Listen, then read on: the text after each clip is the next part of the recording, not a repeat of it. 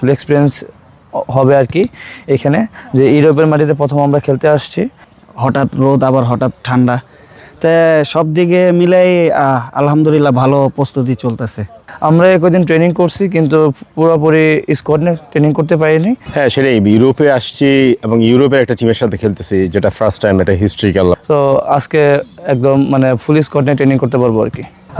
এটা একটা এক্সপিরিয়েন্স বলতে পারেন, যে আসলে আমরা তো সবসময় ম্যাক্সিমাম সময় দেখা যায় যে সাফ আর হচ্ছে গিয়া এশিয়ার আশেপাশে ম্যাক্সিমাম দলের সাথে আমরা খেলে থাকি। তো এটা আমাদের জন্য আসলেও একটা বলে এক্সপিরিয়েন্স হবে আর কি এখানে, যে ইউরোপের মাটিতে প্রথম আমরা খেলতে আসছি। আর আজকে যেহেতু বললাম যে হচ্ছে আপনি আমাদের টিম সবগুলা আজকে ফুল স্কোয়াড আজকে পেলাম। আসলে সত্যি আমরা কদিন ট্রেনিং করছি কিন্তু পুরোপুরি স্কোয়াড নিয়ে ট্রেনিং করতে পারিনি। তো আজকে আমরা ভগবানের আশীর্বাদে পুরোপুরি ফুল স্কোয়াডটা পেয়েছি। তো আজকে একদম মানে ফুল স্কোয়াড নিয়ে ট্রেনিং করতে পারবো আর কি। ট্রেনিং নতুন কোচ বলতে উনি যতটুকু করাচ্ছে খুবই ভালো করাচ্ছে। ওনার প্র্যাকটিস অনেক এনজয় করতেছি। ওনার যে ফরমেশন বা ওনার যে ফিলোসফি, তো ওইটাকে আমরা মানিয়ে নেওয়ার চেষ্টা করতেছি। বাদবাকিটা দেখা যাবে যে খেলার দিন বা এখন আমরা কতটা ভালো করতে পারি। আমি আসলে এই টিমের সম্পর্কে আগে জানতাম না, তো আমি এখানে এসেই এই টিমের সম্পর্কে অনেক জানাশোনা হচ্ছে আর কি। তো আসলে ওরা তো যে ইউরোপের মধ্যে থাকে, ওরা সবসময় বড় বড় টিমের সাথে খেলে, তো এই কারণে হয়তো ওদের র্যাঙ্কিং একদম সবার লাস্টের দিকে।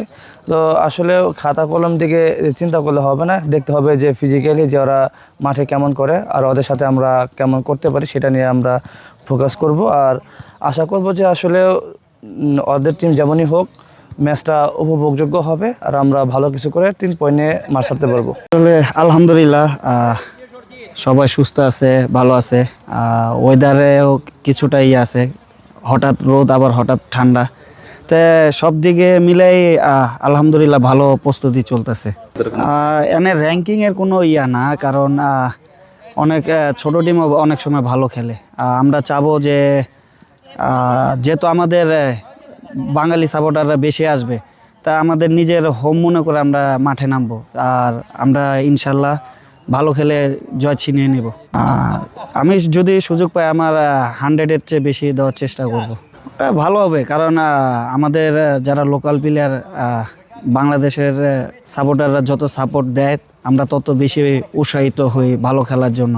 ইনশাল্লাহ এটাও ব্যতিক্রম হবে না, যে বাংলাদেশ সাপোর্টাররা যে আসবে খেলা দেখবে, আলহামদুলিল্লাহ যেন হাসি মুখে যে ফেরত যেতে পারে।